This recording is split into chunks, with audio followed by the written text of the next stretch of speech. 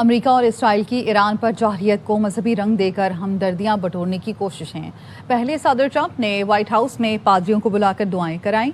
अब इसराइली वज़ीर-ए-आज़म Benjamin Netanyahu ने अपने मसीहा की सल्तनत के क़याम को हालिया जंगों की असल वजह करार दे दिया। नेतन्याहू का हालिया वापसी तक पहुंच जाएंगे, मगर ये अगले जुमेरात को नहीं होगा। नेतन्याहू ने ईरान को इसराइल के लिए सबसे बड़ा खतरा करार दिया। इसराइली वज़ीर-ए-आज़म के इस बयान ने सोशल मीडिया पर नई बहस छेड़ दी है। Welcome to master Jacob live. मैं हूं मास्टर जैकब और आप देख रहे हैं। अजीजों, ये वीडियो मैं इमरजेंसी में बना रहा हूं, इसलिए आपने इस वीडियो की एडिटिंग के ऊपर बिल्कुल गौर नहीं करना। आपने गौर से सुनना है जो बातें मैं आपको बताने वाला हूं। आपने ये क्लिप जरूर देखा होगा। पहले जरा आप ये क्लिप देख लें, क्योंकि ये क्लिप मैं आपको पहले भी दिखा चुका हूं, लेकिन एक नया क्लिप इसी स्पीच के अंदर से सामने आया है। वो नया क्लिप क्या है, नेतन्याहू उसमें क्या बात कर रहे हैं, वो सब कुछ मैं आपको बताता हूं, लेकिन उससे पहले आप जरा ये क्लिप देखें। יכול להיות שנגיע לימות המשיח, אבל זה לא הולך לקרות ביום חמישי הבא. הוא ייפול ואז הבעיה תיפטר. אבל בכל מקרה זה פשוט איראן אחרת. היא כבר לא מאיימת כפי שהייתה. तो नेतन्याहू ने इस क्लिप में साफ साफ कहा था कि हम अपने मसाया का इंतजार कर रहे हैं, अपने मसाया की वापसी के लिए ईरान के साथ हम ये जंग लड़ रहे हैं। तो अमेरिका और इसराइल की जो जंग ईरान के साथ इस वक्त लगी हुई है, इसका मकसद मसाया को इस दुनिया में लेकर आना है। जी हां, आपने बिल्कुल सही सुना है, मसाया के आने के लिए ये सारी जंग लड़ी जा रही है। और मजीद अगर जंगें इसराइल को लड़नी पड़ेंगी तो नेतन्याहू ने कहा कि बिल्कुल हम लड़ेंगे। आप सुनिए आगे वो क्या कहता है।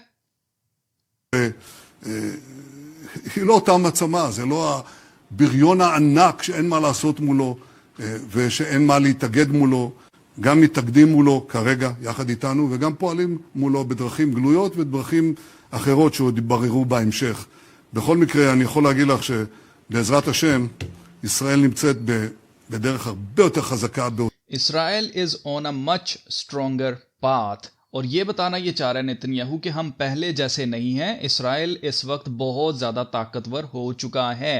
अब मैं आपको दिखाना चाहता हूं वो नया क्लिप जो कि इसी स्पीच का था। क्योंकि हम सारी स्पीच तो पूरी सुनते नहीं, ऊपर से इनकी लैंग्वेज हमें समझ नहीं आती, तो आप नोट करें कि क्लिप जो ट्रांसलेटेड है, इसराइल की अपनी एक न्यूज वेबसाइट है जो कि इनको ट्रांसलेट भी करती है, उन्होंने ही इसको ट्रांसलेट किया हुआ है। तो आप जरा सुनिए कि उसमें नेतन्याहू क्या कह रहा है। The fact that we will reach to, and I believe we all recognize the fact that we will reach to the kingdom. אני חושב שכולם אומרים, רגע, אנחנו נגיע למנוחה ולנחלה. We will make it to the return of the Messiah, but this will not happen next Thursday. The lives of nations is always precarious and surrounded with threats. Our survival, our endurance is a result of alliances that we forge for our existence to be stronger. No doubt we are moving from one battle to another, from the establishment, and with this battle now, with this operation, Israel has become stronger than ever. ठीक है, अब जरा दोबारा सुनिएगा यहाँ पर ये क्या कह रहा है। आपने हो सकता है We reach to the kingdom.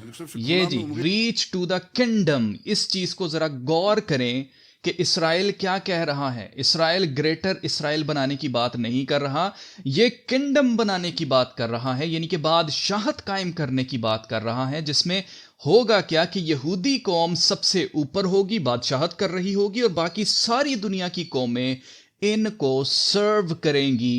ये उस बादशाहत की बात कर रहा है। तो बेसिकली ये सारा जो गेम है, ये जो अभी जंग लगी हुई है, इसका मकसद ही दुनिया के अंदर 10 बादशाहतें बनाना है, जिसका जिक्र हमें खुदा के कलाम में पहले ही मिलता है कि 10 ऐसे बादशाह बनाए जाएंगे जो पहले कभी उन्होंने बादशाहत हासिल नहीं की, ना वो बादशाहों के खानदान से थे, लेकिन मुखालफे मसीह उनको कुछ पल के लिए बादशाहों सा इख्तियार देगा। और वो सारा इख्तियार देने का मकसद क्या है कि ले देकर वो सारी पावर, पूरी दुनिया की पावर, इख्तियार जो है वो मुखालफे मसीह को दे दें। ये खुदा के कलाम में पहले से प्रोफेसी की गई है। और आप नोट कर लें कि इसराइल ये कह रहा है कि हम बहुत जल्द किंगडम तक पहुंचने वाले हैं और हम सब मसाया की वापसी को देखेंगे। मसाया तो आया ही नहीं है इनका, तो वापसी पता नहीं क्यों यहां पर ये वर्ड यूज कर रहा है। बेसिकली ये क्रिश्चियंस को भी टारगेट कर रहा है ताकि क्रिश्चियंस इनके साथ खड़े हों कि इस जंग में लड़ें, क्योंकि ये जंग इसराइल इसलिए लड़ रहा है क्योंकि इन्होंने अपनी तीसरी हैकल बनानी है।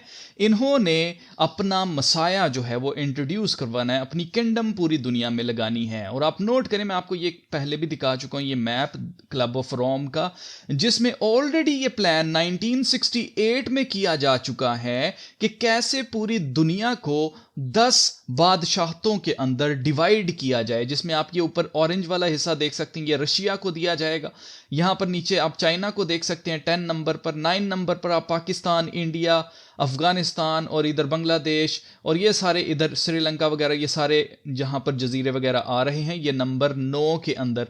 इसी तरह से यूरोप का ये हिस्सा जो है नंबर 2 बादशाहत, नंबर 7, इसी तरह से नंबर दिए गए हैं। 10 टोटल बादशाहतें ये बनाने का प्लान ऑलरेडी 1968 में कर चुके हैं। यही वजह है कि ट्रंप कहता है कनाडा हमें दे दो, 50 हम स्टेट बना लेते हैं,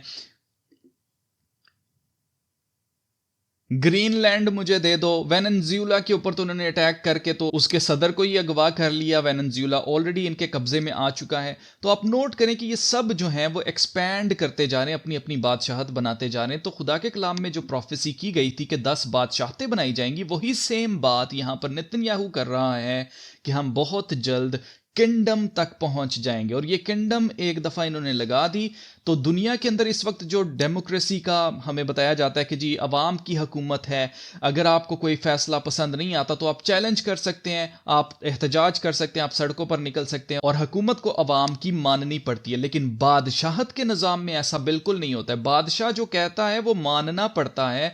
आप बादशाह से सवाल नहीं कर सकते कि ये अगर आप करना चाह रहे हैं तो क्यों करना चाह रहे हैं, या हमें ये पसंद नहीं है।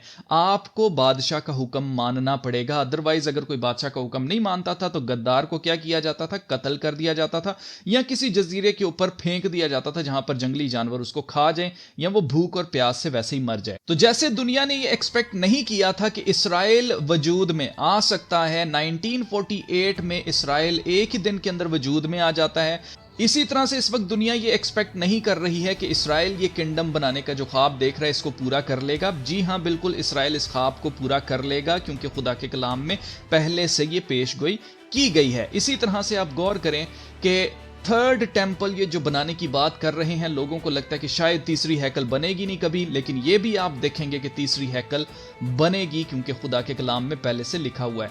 इवन के लाल बछिया के पीछे ये लोग लगे हुए हैं। लाल बछिया इनको चाहिए कि भाई किसी तरह से इसको सेक्रीफाइस करें और इसकी राख लेकर हम हैकल में पाक होकर घुस सकें। तो आप नोट करें कि सब कुछ ले देकर इसराइल वो करता जा रहा है जो इम्पॉसिबल लग रहा है, बट ये होगा। क्यों? क्योंकि खुदा के कलाम में हमें पहले ही बता दिया गया। अब आप नोट करें कि दुनिया की तारीख में पहली दफा इसराइलियों को, यहूदियों को हक हासिल नहीं था कि ये टेंपल माउंट के ऊपर जाकर दुआ करें। वो भी अभी कुछ साल पहले हो चुका है। आप जरा ये क्लिप देखें।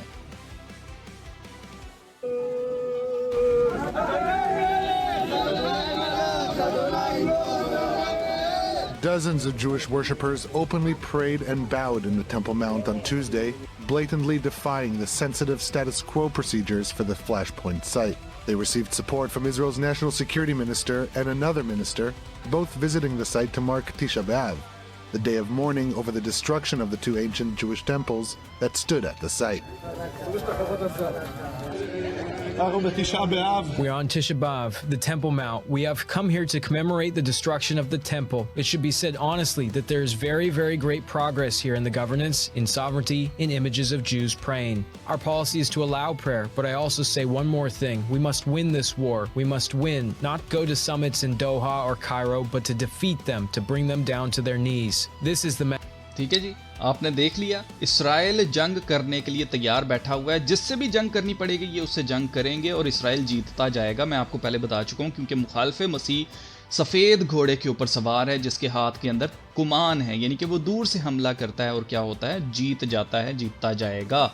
ये खुदा के कलाम में पहले से प्रोफेसी की गई है। अब ये सब कुछ मैं आपको क्यों बता रहा हूँ? ये सब कुछ मैं आपको इसलिए बता रहा हूँ क्योंकि हमने क्या करना है, बेसिकली हमें ये हुक्म नहीं दिया गया है कि हमने इनको तीसरी हैकल नहीं बनाने देनी, हमने इनको बादशाहत नहीं बनाने देनी, हमें ऐसा कोई हुक्म नहीं दिया गया। हमें क्या करने के लिए कहा गया है, आप जरा सुनिए कि यीशु मसीह क्या फरमाते हैं।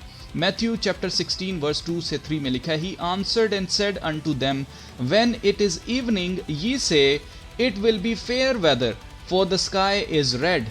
And in the morning, it will be foul weather today, for the sky is red and lowering.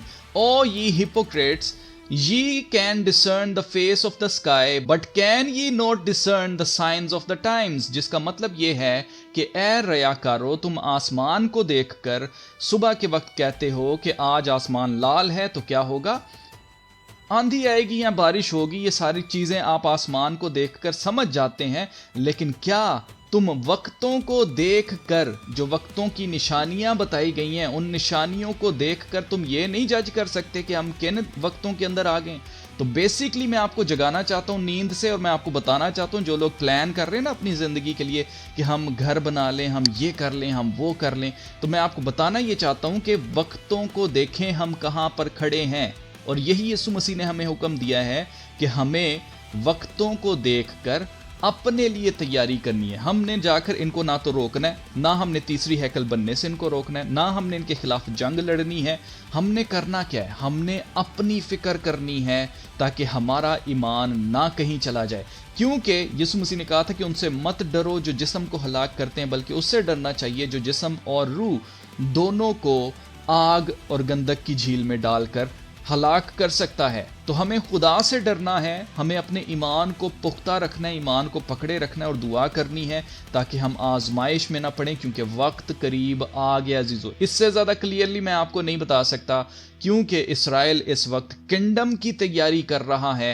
फिर चाहे उसको ईरान के साथ जंग लड़नी पड़े, रशिया के साथ जंग लड़नी पड़े, अभी जूझ माजूझ की जंग होना बाकी है। मैं आपको बता चुका हूँ कि कैसे रशिया लीड करेगा मुस्लिम नेशंस को, जो कि गहराव करेंगे इसराइल का, और इसराइल को सफ़े हस्ती से मिटा देना चाहेंगे। लेकिन होगा क्या, उल्टा होगा, इसराइल जीत जाएगा और इसी तरह से ये पूरी दुनिया के ऊपर अपनी बादशाहत करेंगे। ये सब कुछ होना है क्योंकि मुखालिफे मसीह के बारे में लिखा है कि उसने आना है, उसने आना है, तो उसने आना ही आना है। उसको 7 साल ज़मीन पर दिए गए हैं। उन 7 सालों के बाद यीशु मसीह की दूसरी आमद होनी है, और हम सब एज ए ईमानदार, चाहे हम मुस्लिम हैं, चाहे हम क्रिश्चियन हैं, हम किसी भी मज़हब से हैं, we are waiting for the messiah to come back. यीशु मसीह के लिए हम इंतज़ार कर रहे हैं कि उनकी दूसरी आमद हो, क्योंकि उन्होंने ही आकर इंसाफ करना है और ज़मीन के ऊपर खुदा की बादशाहत को, आसमान की बादशाहत को कायम करना है। तो इसलिए मैं आपसे यही कहूँगा कि अगर अभी तक आप यीशु मसीह को नहीं जानते हैं तो आप जान लें इससे पहले कि नजात का दरवाज़ा